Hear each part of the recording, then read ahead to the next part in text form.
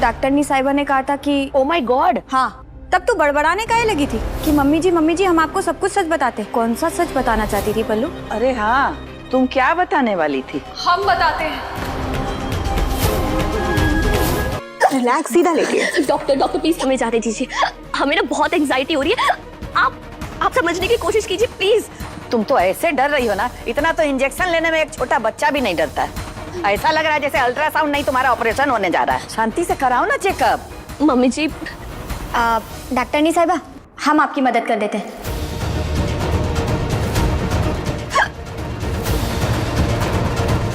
पायल ने कबूला कि वो प्रेग्नेंट नहीं है और बिंदिया के ओढ़े होश। वही हमने देखा किस तरीके से सुहागन के एपिसोड में जो बिंदिया है वो छठ पूजा है और यहाँ पर वो पूजा की तैयारी कर रही है और यहाँ पर जो पायल है वो भाई बुला लेती है डॉक्टर को, क्योंकि हमने देखा था ना कि बिंदिया ने बता दिया है कि वो प्रेग्नेंट है और यहाँ पर कृष को उसने बोला भी था कि भाई आप पापा बनने वाले हो, मैं मां बनने वाली हूँ। और जिसे सुनकर ना पायल के होश उड़ गए थे।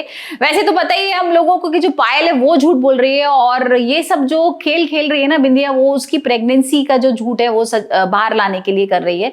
और यहाँ पर जो पायल होती है वो डॉक्टर को बुला लेती है और कहती है कि ठीक है, अगर बिंदिया प्रेग्नेंट है तो मैं सोनोग्राफी कराती हूँ उसकी।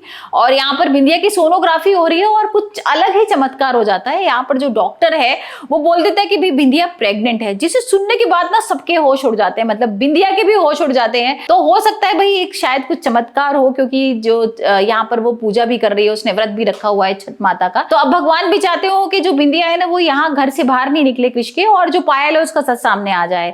या ये भी हो सकता है कि भाई बिंदिया ने पहले से ही डॉक्टर से हाथ मिला लिया और उसको पहले ही पूरी प्लानिंग बता दी हो कि भाई किसी भी तरह आप ये सच मत बताना कि मैं प्रेग्नेंट नहीं हूं, और उसने पूरी कहानी भी बताई हो अपनी, जिसके बाद डॉक्टर को लगा हो कि हाँ चलो मुझे बिंदिया का साथ देना चाहिए।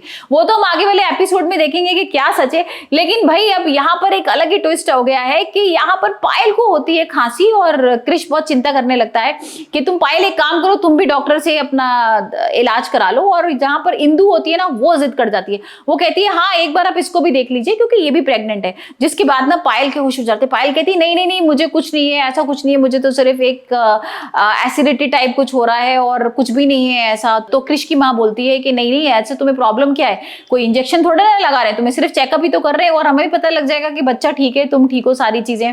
जिसके बाद भाई जैसी पायल की सोनोग्राफी स्टार्ट हो जाती है तो पायल कबूल देती है कि मैंने भाई झूठ बोला था और मैं आपको एक सच बताना चाहती हूँ। जिसके बाद सबके होश उड़ जाते हैं और यहाँ पर वो सच आ जाता है सामने कि भाई पायल प्रेग्नेंट नहीं है। और तो अब देखते हैं कि भाई कृष का क्या स्टेप होता है, क्या कृष बिंदिया का साथ देगा या पायल का अभी भी साथ देगा, क्योंकि पायल का तो सच आ गया है सामने।